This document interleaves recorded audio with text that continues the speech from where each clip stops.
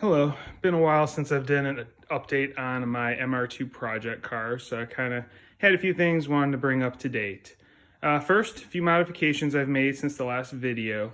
I went ahead and got the Rain Guard Eliminator kit from Wilhelm, as well as the Hux carbon fiber engine support, and installed that. I wanted to get rid of the prop rod that was in here. As previously stated, it was rubbing and kind of difficult to get in position where the brace is on the strut. I would kind of have to manually bend it and finagle its way into its slot underneath there. So figured this is probably the best way to go. Plus shaved about 4 pounds between the rain guard and the new support. So quick mod, nothing crazy, but definitely will help with cooling in the engine bay and lighten up the car a couple pounds. So second thing, wanted to bring you up to date on this car is in regards to the paint and body work. The original shop that I had planned on using had finally gotten back to me a couple weeks ago. Basically told me end of year at the earliest was when they would be getting me in. Didn't really work with my timeline, so back to the drawing board. Did find another shop that I went and talked to this past week. They can take the car in a couple of weeks. So I am going to begin after this video is recorded with the process of tearing out the rest of the interior, debadging the car, take the moldings off, basically everything I can remove, and while still keeping the car drivable so I can drive it to the shop here about the end of the month. And then they can take it in. Cool thing is the owner who's doing the work also said he's fine with me doing the rest of the R&Is there in the shop. I can bring my tools, pull out the tail lights, everything else. The more I take out, the less it costs me in the long run. So it was pretty nice of him. So that is the plan there. It'll probably be a couple of months in the body shop, and then we'll be good to go. All the dents and dings will be removed. Keeping it the super red, and then also going to paint all of the moldings and the rockers and the lower bumper parts super red as well. So it'll all be uniform all the way down to the ground. Should look really nice, kind of lower the car a little bit and whatnot, just from a visual aspect. Last update regarding the car is I have made the decision to make a big change as far as the direction of the power plant. I am going to do a 2GR swap on the car.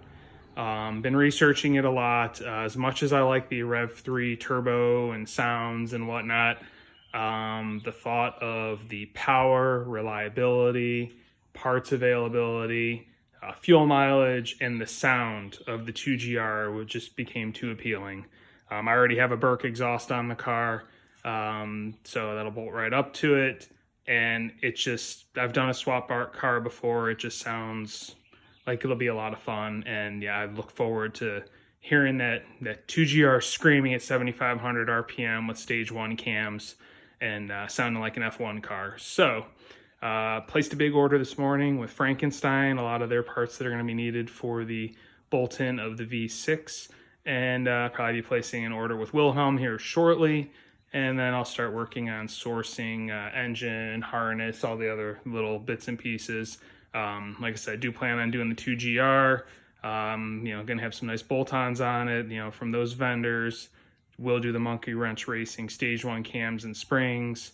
That's probably it. It'll have the intake, the headers, and all that stuff already done. So it should be a nice little combo once everything's in here.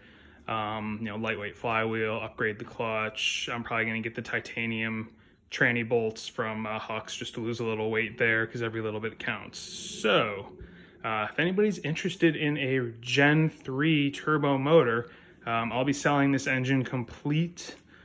Basically, the way I'll sell the engine complete is in stock form. So it'll have the stock downpipe with cat, stock blow-off valve. I'll have all the stock intercooler, ducting, all that. I still have all of that laying around. I'll sell that with the engine, the ECU, the wiring, basically everything you need to swap it into your car. So that will be going up for sale. My plan is to actually leave it in the car until it's sold. That way anybody can hear it run, they can drive the car, see what it's like. So that way there's no surprises or anything like that. It's roughly, off the top of my head, about 50,000 miles on the engine.